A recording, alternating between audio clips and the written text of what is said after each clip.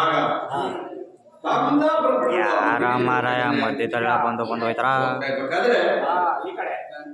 ಈ ಕಡೆ ಈ ಪರಮಾತ್ಮ ಕಾಲದ ಪರಮಾತ್ಮ ಕೇಳ್ತಾ ಇದ್ದೇನೆ. ಏನಯ್ಯ ನಿಮ್ಮ ದೊರೆಯೋ ಎಲ್ಲಿ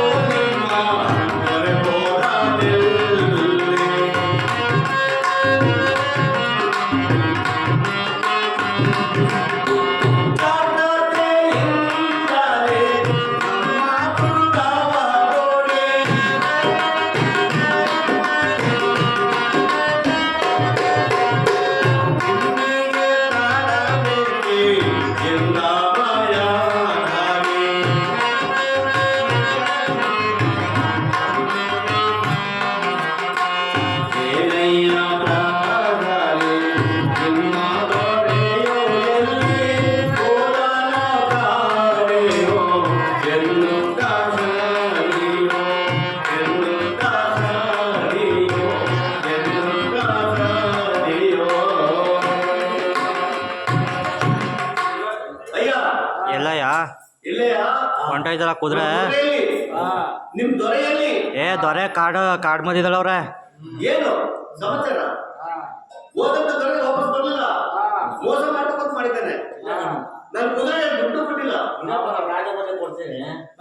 ರಾಜ ಬರುದಿಲ್ಲಪ್ಪ, ಕಾಡದವ್ರ ಪಾಪ ಹೆಂಗ್ ಬರ್ತಾರೆ. ರಾಜ ಬೇಕಾದಷ್ಟು ವೇಗವಾಗಿ ಸದೈವಗಳನ್ನು ಓದುಕೊಂಡು ನೋಡ್ದ.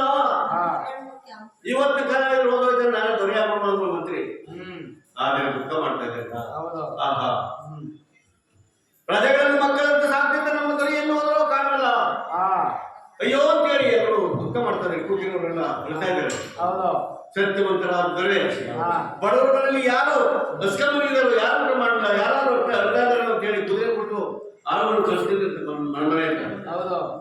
ಯಾರು ಹೇಳ್ತಾರೆ ನಮ್ಮ ಕಷ್ಟ ಅಂತ ಅವ್ರಿಗೆ ಅರ್ಥವನಿ, ಅವ್ರಿಗೆ ಕಪ್ಪ ಕಾಲಕ್ಕೆ ಕೊಟ್ಟು ಅವ್ರನ್ನ ಸುಧಾರಿಸಿ ಮನೆ ಕಳ್ಸೋಣ ಅಂತ ಹೇಳಿ ಅಂತ ದೊರೆ ಹೊರಟೋದ್ರೆ ಆವಾಗ ನೋಡ್ದ ತನ್ನ ತೆರಳುಗಳನ್ನ 4 ದಿಕ್ಕು ಕಳಿಸಿದ್ದಾನೆ. 4 ದಿಕ್ಕಿನಲ್ಲಿ ಎಲ್ಲಿಯಾದ್ರೂ ಬರೆಯುತ್ತಾರೆ, ಎಲ್ಲಿಗಂಟು ಹೋದ್ರು ಸಹ ದೊರೆ ಸುಳಿವಿಲ್ಲ.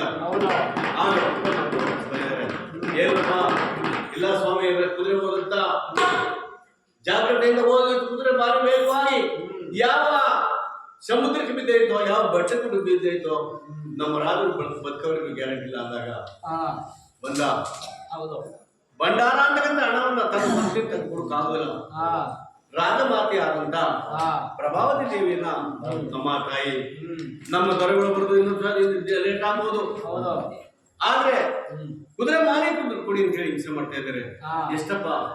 1 ಲಕ್ಷ ರೂಪಾಯಿ ಅಂತ ಹೇಳಿದ್ದಾರೆ ತಾಯಿ. ಆಗ ಮರ್ಯಾದೆಯಿಂದ 1 ಲಕ್ಷ ರೂಪಾಯಿ ನಮ್ಮ ಖಜಾನೆ ತಂದುಕೊಟ್ಟು ಅವ್ರನ್ನ ಮರ್ಯಾದೆ ಕಳ್ಕೊಂಡು ಅಂತ ಹೇಳಿ ಖಜಾನೆಯಿಂದ ಹಣ ತೆಗಿತಾರೆ. ಆಗ ಭಂಡಾರ ಅಂತಕ್ಕಂಥ ಹಣದ ನಿಧಿಯಿಂದ 1 ಲಕ್ಷ ರೂಪಾಯಿ ಇಳಿಸಿ ಕಾರವಾರ ಅಂತ ಪರಮಾತ್ಮ ಕೈ ಕೊಟ್ಟಿದ್ದಾರೆ. ಆ ಪರಮಾತ್ಮನ ಏನ್ ಬೇಕಾಗಿತ್ತು? ಆ ಪರಮಾತ್ಮನ ಹಣ ಕೊಟ್ಟ ಕ್ಷಣದಿಂದ ಯಾರು ಮುಗ್ಧರು ಕಳೆಯಿಲ್ಲ, ಎಲ್ಲ ದುಃಖ ಮಾಡ್ತಾವ್ರೆ. ಮಳೆ ಇಲ್ಲ, ಬೆಳೆ ಇಲ್ಲ, ಕ್ಷಾಮ ಡಾಮರಗಳು ಬಂದಿದೆ. ಆವಾಗ ಶಿವಧ್ಯಾನವನ್ನು ಮಾಡ್ತಾ ಇದ್ದಾರೆ.